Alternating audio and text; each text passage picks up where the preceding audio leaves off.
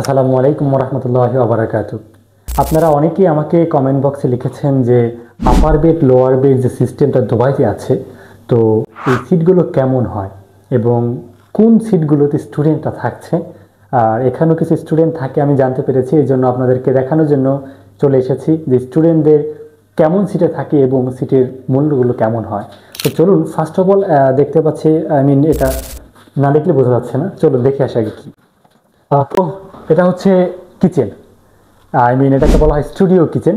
তো চলুন, স্টুডিও কিচেনে বাংলাদেশ থেকে এখানে পার্থক্যটা কেমন, এই কিচেনে কী কী আছে একটু দেখে নিই।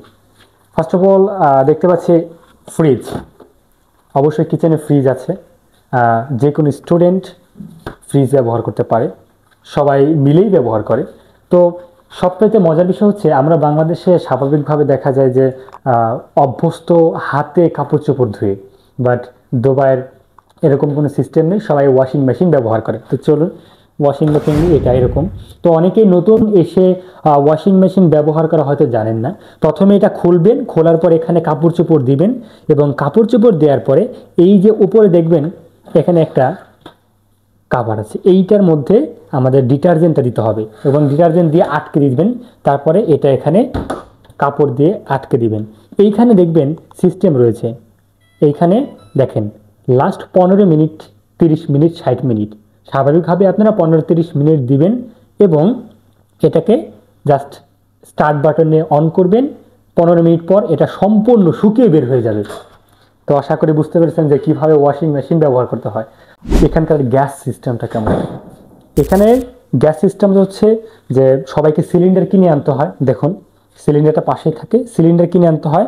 একসাথে এখানে সবাই রান্না করতে পারে, গ্যাস লাইট দিয়ে এটাকে গ্যাসটা জ্বালাতে হয়। অ্যান্ড দেন এখানে গ্রিল সহ আরও অনেক কিছুই, বারবিকিউ পার্টি করতে পারেন, অনেক কিছুই করতে পারবে, খুবই সুন্দর।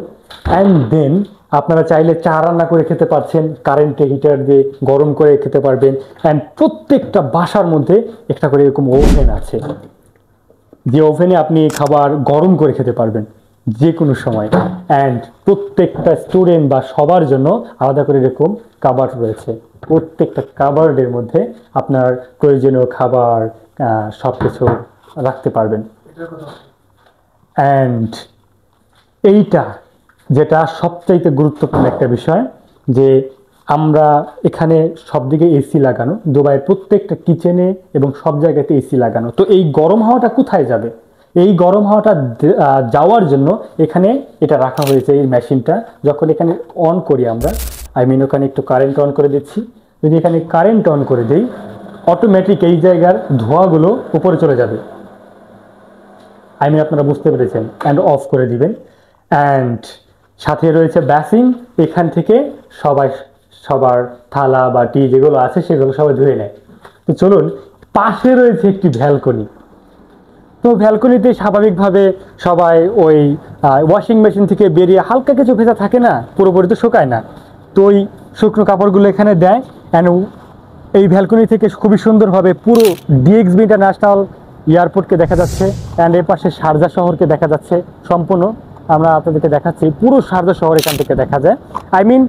বাম, এটা হচ্ছে শারজা শহর। অ্যান্ড এই বাম দিকে রয়েছে বুর্জ খলিফা, হয়তো এখানে দেখা যাচ্ছে না, বুর্জ খলিফা প্লাস পুরো ডিএক্সবি দুবাই শহর। দুবাই শারজার মাঝখানে এই বিল্ডিংটা পড়েছে। তো চলুন আজকের মূল বক্তব্যের আসল অংশে চলে যায়, যে দুবাইতে যে স্টুডেন্টরা থাকে এখানকার সিটের অবস্থা কেমন, আপার বেড এবং লোয়ার বেডের অবস্থা কেমন, চলুন সেটুকু দেখে নিই। এটা হচ্ছে একটা হল রুম। তো হল রুমে স্বাভাবিকভাবে এরকম আপার বেড লোয়ার বেড সিস্টেম থাকে। তো এটা হচ্ছে লোয়ার বেড। এই বেডগুলো স্বাভাবিকভাবে রেন্ট হয়ে থাকে। আমি এখানে এসে জানতে পেরেছি, এখানকার অনার বললো যে, আর স্টুডেন্টরাও বললো, এটার মূল্য 650 দিরহাম আর উপরেরটা 600 দিরহাম।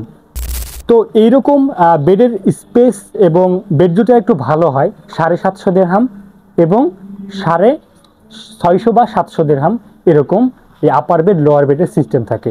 তো একটা রুমে কতজন থাকে স্টুডেন্টরা দেখেন, এখানে 2 জন, 4 জন, 6 জন, 8 জন, 10 জন। একটা হল রুমে 10 জন 8 জন স্বাভাবিকভাবে স্টুডেন্টরা থাকে। তো স্টুডেন্টরা স্বাভাবিকভাবে কিছু কিছু জায়গায় ছোট রুম যেগুলো আছে, পাশে আরেকটা রুম আছে, ওই রুমটাতে থাকে 6 জন। এই রুমে একটু হল রুম একটু বড়, এই জন্য 10 জন থাকে। আর যেগুলো লেবার ক্যাম্পে যেগুলো 300 থেকে 500 দিরহামে আমি বলেছিলাম যে রুম পাওয়া যায়, লেবার ক্যাম্পে এমপ্লয়িরা থাকে, সেই রুমগুলোতে 12 থেকে 18 জন 20 জনও থাকে। তো স্টুডেন্টরা স্বাভাবিকভাবে ওখানে থাকতে পারে না, কারণ জবের ডিউটির ডে শিফট নাইট শিফটের জন্য লাইটটা অফ থাকে বা কথা বলা যায় না। তো স্টুডেন্টরা এরকম অ্যাফোর্ডেবল একটা জায়গার মধ্যে থাকার চেষ্টা করে, যে 600-700 দিরহামের মধ্যে থাকলে সে নিজের মধ্যে পড়ালেখা করতে পারে, প্লাস খোলামেলা এবং পরিষ্কার পরিচ্ছন্ন এরকম থাকতে পারে। আর একটা জিনিস হচ্ছে, প্রত্যেকটা সিটের সাথে প্রত্যেকটা সিটের একজন পার্সনের জন্য একটা করে লকার রাখা, প্রত্যেকটা লকার রাখা। লকারগুলো দেখেন যথেষ্ট পরিমাণে জায়গা থাকে, ওপরে নিচে রাখার জন্য লকারের সিস্টেম আছে। তো ইনশাল্লাহ আবারও অন্য কোনো জায়গায় স্টুডেন্টরা কীরকম আছে সেই সিটগুলো দেখাবো, জানাবো কীভাবে রুমের রেন্ট, কত ভাড়া, ইনশাল্লাহ জানাবো ইনশাল্লাহ। আসসালামু আলাইকুম।